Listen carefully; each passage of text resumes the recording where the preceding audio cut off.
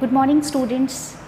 जैसा कि मैंने आप लोगों को बताया था, अब हम लोग BCom third year Kota university की फर्स्ट बुक, ठीक है, फर्स्ट पेपर का चैप्टर स्टार्ट कर रहे हैं, that is cash flow statement, यानी कि नकद प्रवाह विवरण। बच्चों देखिए, किसी भी टॉपिक को, किसी भी हेडिंग को समझने के लिए सबसे पहले हमें उसके नाम का मतलब समझ आना चाहिए। First we should know the meaning of cash flow statement. नाम से आपको काफ़ी कुछ समझ आ रहा होगा। कैश क्या होता है? जनरली आप कैश से मतलब लेते हैं नकद, आपके हाथ में जो पैसा है दैट इज़ कैश, ठीक है। फ्लो का मतलब है उसका आना और जाना, प्रवाह है ना, प्रवाह का मतलब आना और जाना। स्टेटमेंट यानी कि एक विवरण जिसमें कि हम कैश के फ्लो को लिख देंगे, that is cash flow statement. यानी कि कैश फ्लो स्टेटमेंट क्या होता है? एक ऐसा विवरण है जो एक दी गई अवधि में नकद के आवागमन को लिखता है। किन किन सोर्सेज से, किन किन स्रोतों से हमारे पास कैश आता है और किन किन सोर्सेज पर चला जाता है, उसे हम जब एक स्टेटमेंट की फॉर्म में शो करते हैं then it is termed as रोकड़ प्रवाह विवरण, यानी कि कैश फ्लो स्टेटमेंट। तो what is cash flow statement? Cash flow statement means it is a statement of cash inflows and outflows of cash and cash equivalents in an enterprise during a specified period of time. आप इसमें ध्यान दीजिए, मैंने आपसे कहा first thing it is a statement. ये कोई account नहीं है, इट्स नॉट एन अकाउंट, है ना। जैसे आप trading and P&L account form करते हैं उस तरह से ये कोई अकाउंट नहीं है, इट्स अ स्टेटमेंट। जैसे बैलेंस शीट हमारा स्टेटमेंट होती है, like that. Second thing, cash inflows and cash outflows. अब बच्चों इन फ्लो का मतलब आना, यानी कि कैश हमारे पास किस किस सोर्स से आ रहा है, तो ये हमारे सोर्सेज हो गए, स्रोत हो गए। कैश आउटफ्लो, आउट का मतलब बाहर, तो बाहर जाना, यानी कि हमारे यूजेस, कहाँ कहाँ हमारे पास कैश आ रहा है दैट इज़ कैश इनफ्लोज, और किस किस से हमारे पास से कैश जा रहा है that those are cash outflows. Clear? Third thing, cash and cash equivalents. Cash and cash equivalents. अच्छा, आप एक बात कह सकते हैं कि मैम कैश तो हमने आज तक हमेशा सुना है, but what is cash equivalent? क्या ऐसा भी कुछ है जो कि नकद के बराबर होता है, नकद के तुल्य होता है? हिंदी में हम उसे बोलते हैं नकद और नकद तुल्य, ठीक है। ये मैं आपको अभी बताती हूँ। इन एन एंटरप्राइज, कोई भी संस्था जो बिजनेस करती है during a specified period of time, ये ध्यान दीजिए, हम जब भी कोई स्टेटमेंट फॉर्म करते हैं तो किसी पर्टिकुलर टाइम पीरियड के लिए करते हैं। Generally cash flow statement per annum yearly बनाया जाता है फाइनल अकाउंट्स के साथ, लेकिन एज पर रिक्वायरमेंट, आपकी जो भी एंटरप्राइज है उसके रिक्वायरमेंट के अकॉर्डिंग आप इसको quarterly, half yearly, annually, monthly, जैसी भी रिक्वायरमेंट है बना सकते हैं। दैट्स वाई मैंने यहाँ पर स्पेसिफाइड पीरियड ऑफ टाइम लिया है, ठीक है, एक निश्चित समय अवधि में। क्लियर? अब इसमें बात आती है कि कैश एंड कैश इक्विवेलेंट से क्या मतलब है। बच्चों हमेशा से कैश का मतलब तो हम जो जनरल में हमारे हाथ में जो पैसा होता है हम उसे कैश में लेते हैं, है ना। कैश इक्विवेलेंट्स क्या होते हैं? जो नकद के तुल्य होते हैं, यानी आप किसी भी टाइम पीरियड पर उन्हें कैश में कन्वर्ट कर सकते हैं, ठीक है, उन्हें हम कैश इक्विवेलेंट्स बोलते हैं। यानी कि कैश इक्विवेलेंट्स में जैसे कि हमारी मार्केटेबल सिक्योरिटीज़ होती हैं, विपणन योग्य प्रतिभूतियाँ होती हैं जो विदिन 3 मंथ्स कैश में कन्वर्ट हो जाती हैं, है ना। और जिनके वैल्यू में भी इंटरेस्ट फैक्टर को अगर हम ध्यान रखें तो मार्केट में प्राइस चेंजेस का उस पर कोई इफेक्ट नहीं होता है। आज अगर मेरी सिक्योरिटी का वैल्यू 10,000 रुपये है तो 2 महीने बाद भी 10,000 ही रहेगा, 3 महीने बाद भी 10,000 रहेगा। अल्पकालीन विनियोग यानी कि शॉर्ट टर्म इन्वेस्टमेंट्स इसमें आते हैं, ठीक है। तो दीज आर कैश इक्विवेलेंट्स, है ना। तो इसके लिए बच्चों हम एक टर्म यूज़ करते हैं कैश फंड। कैश फंड यानी कि नकद कोष।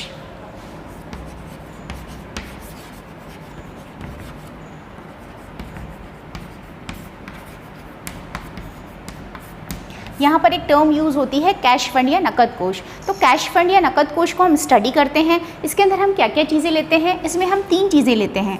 सबसे पहले हम लेते हैं कैश इन हैंड, हमारे हाथ में कितना नकद है, प्लस हम इसमें लेते हैं कैश एट बैंक, यानी कि जिसे हम बोल सकते हैं डिमांड डिपॉजिट्स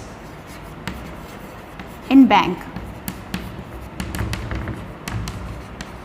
जिसे हम जनरली बैलेंस शीट में कैश एट बैंक कहते हैं, जो हम कभी भी चेक के थ्रू या अकाउंट पे चेक्स के थ्रू या ट्रांसफर्स के थ्रू कभी भी कैसे भी ले सकते हैं, है ना, कैश ले सकते हैं। और तीसरा हम इसके अंदर लेते हैं कैश इक्विवेलेंट्स। तो कैश में cash in hand, cash at bank हो गया, और तीसरा हो गया कैश इक्विवेलेंट्स। अब कैश इक्विवेलेंट्स में हम क्या लेंगे? कोई भी ऐसे अल्पकालीन विनियोग जिन्हें कि बिना मार्केट प्राइस के फ्लक्चुएशन के, मार्केट प्राइस में परिवर्तन की जोखिम जिसमें बिल्कुल भी ना हो, उस जोखिम के बिना उन्हें कैश में यानी नकद में परिवर्तित किया जा सकता है। वो सब कैश इक्विवेलेंट्स में आते हैं। अब आप बोलेंगे ऐसे कैश इक्विवेलेंट्स में क्या क्या चीज़ें आती हैं? ऐसे कैश इक्विवेलेंट्स में आता है बच्चों मार्केटेबल सिक्योरिटीज़, यानी कि विपणन योग्य प्रतिभूतियाँ, यानी कि जो शॉर्ट टर्म होती हैं, 3 महीने से कम समय की सारी सिक्योरिटीज़ इसके अंदर आती हैं। शॉर्ट टर्म इन्वेस्टमेंट्स इसके अंदर आते हैं,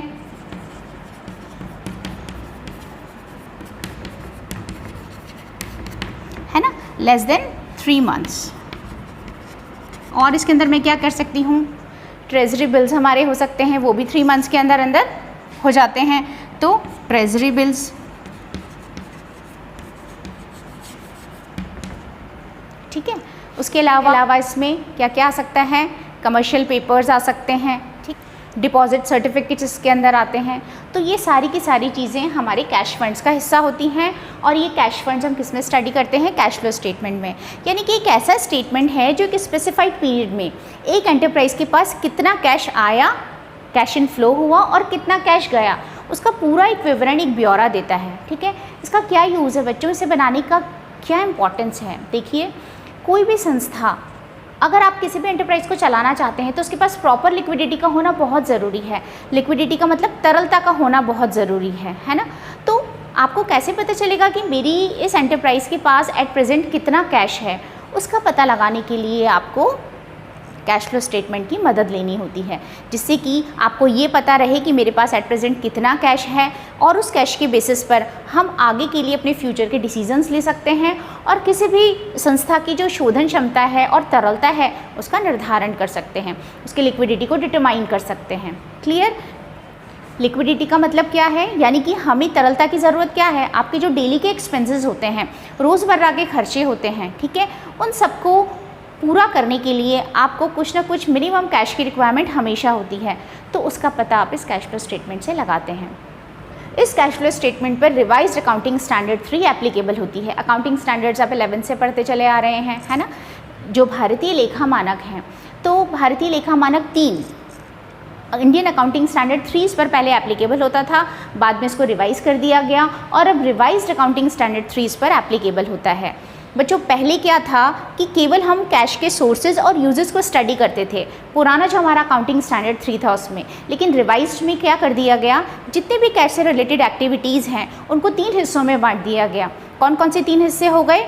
ऑपरेटिंग, इन्वेस्टिंग एंड फाइनेंसिंग, यानी कि परिचालन क्रियाएँ हो गई, दूसरा इन्वेस्टिंग, और तीसरी इन्वेस्टिंग का मतलब विनियोग क्रियाएं, और तीसरा हो गया फाइनेंसिंग यानी कि वित्तीय क्रियाएं। तो अब जिन भी चीज़ों से हमारे पास कैश आ रहा है या जा रहा है ना, उन सब का जो स्टेटमेंट हम फॉर्म करेंगे तो उसमें उन सारी एक्टिविटीज़ को इन 3 हेड्स में डिवाइड कर देंगे।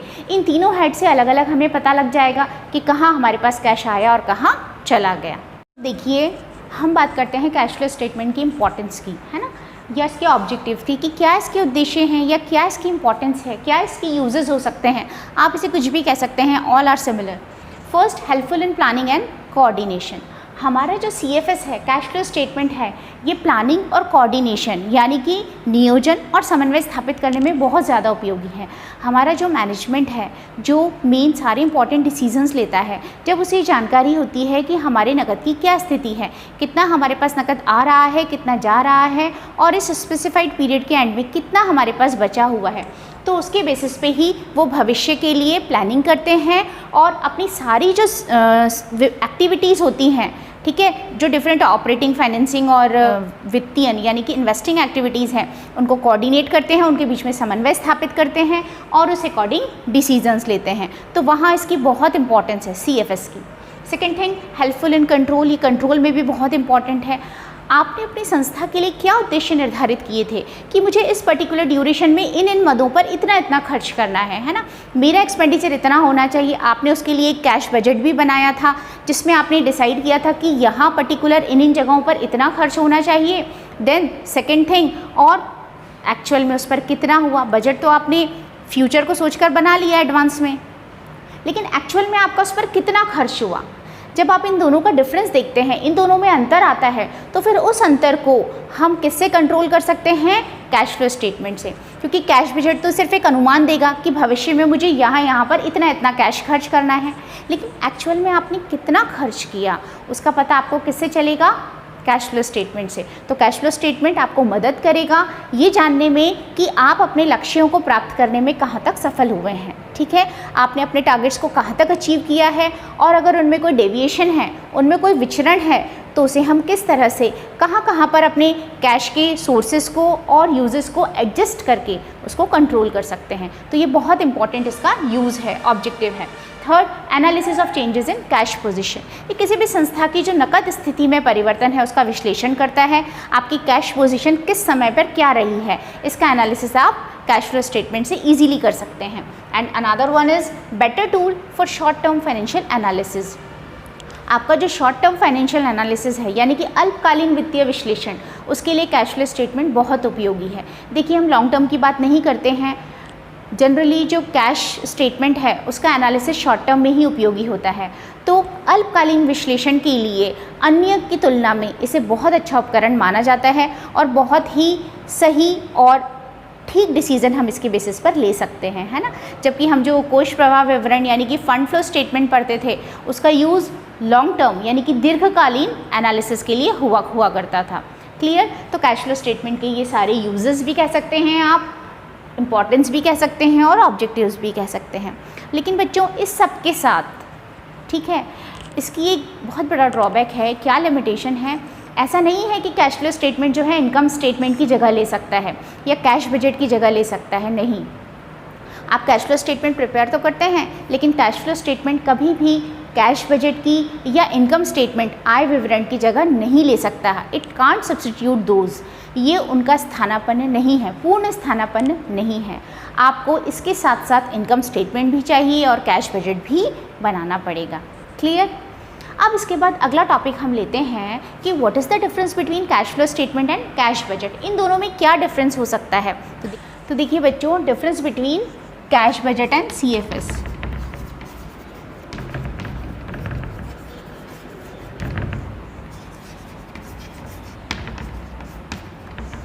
Difference between CFS and cash budget. देखिए, कैश फ्लो स्टेटमेंट हमने अभी बात की कि जो कैश फ्लो स्टेटमेंट होता है, लास्ट ईयर एक स्पेसिफाइड पीरियड में हमने कितना कैश हमारे पास कहाँ से आया और उसे हमने कहाँ खर्च किया, इसका डिस्क्रिप्शन देता है। इट मीन्स ये भूतकालीन विश्लेषण पर आधारित है। ठीक है, ये जो पास्ट में इवेंट्स हो चुके हैं उनको एनालाइज करता है। जबकि हमारा जो कैश बजट है, बजट का काम ही क्या है? फोरकास्ट करना, पूर्वानुमान लगाना कि भाई कैश बजट क्या बताता है कि कहाँ कितना पैसा हमें नेक्स्ट पीरियड में, नेक्स्ट फाइनेंशियल ईयर में खर्च करना है। उसी के लिए हम कैश बजट प्रिपेयर करते हैं। तो हमारा जो कैश बजट है वो तो भविष्यकालीन विश्लेषण पर आधारित है, यानी कि फ्यूचरिस्टिक अप्रोच रखता है। जबकि हमारा जो CFS है वो क्या करता है? भूतकालीन विश्लेषण पर आधारित है, यानी कि पास्ट इवेंट्स को एनालाइज करता है। ये दोनों का बेसिक डिफरेंस है। क्लियर। देन इसके बाद हम एक बात और लेते हैं कि कैश फ्लो और फंड फ्लो स्टेटमेंट में क्या डिफरेंस है। What is the difference between cash flow statement end fund flow statement.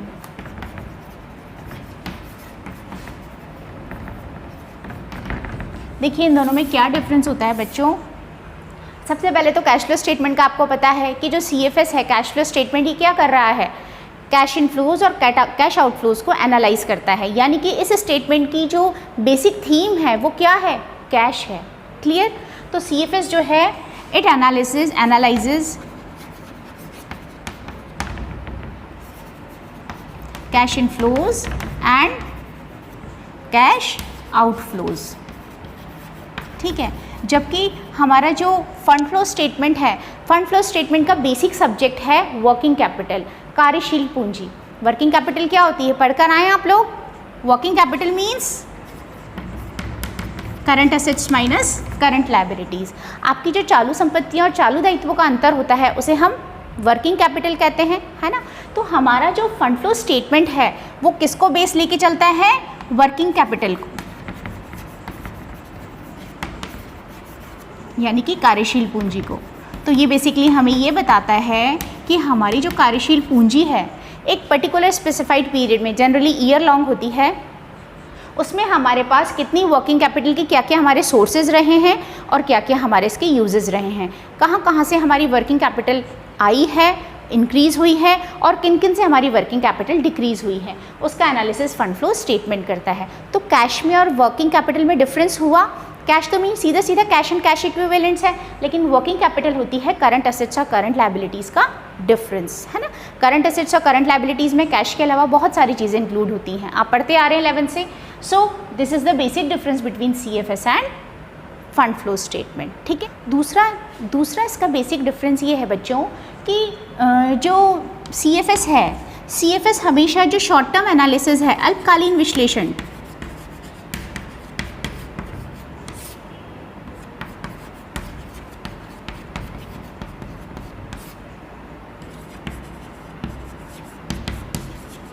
Short term analysis, ये शॉर्ट टर्म एनालिसिस यानी कि अल्पकालीन विश्लेषण के लिए उपयोगी है ना।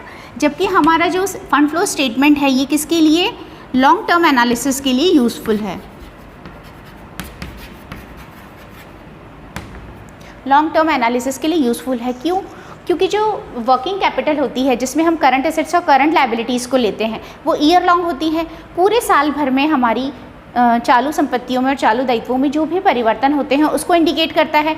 तो इसीलिए हम कह सकते हैं कि एक साल या उससे ज़्यादा का जो भी एनालिसिस होगा उसमें हमारा फंड फ्लो स्टेटमेंट हेल्पफुल होगा, उपयोगी होगा। लेकिन अल्पकालीन विश्लेषण के लिए CFS उपयोगी होगा। अगर आपको शॉर्ट टर्म डिसीजंस लेने हैं तो आप CFS के बेसिस पर लेंगे, लेकिन अगर आपको लॉन्ग टर्म डिसीजंस लेने हैं then you will consider fund flow statement.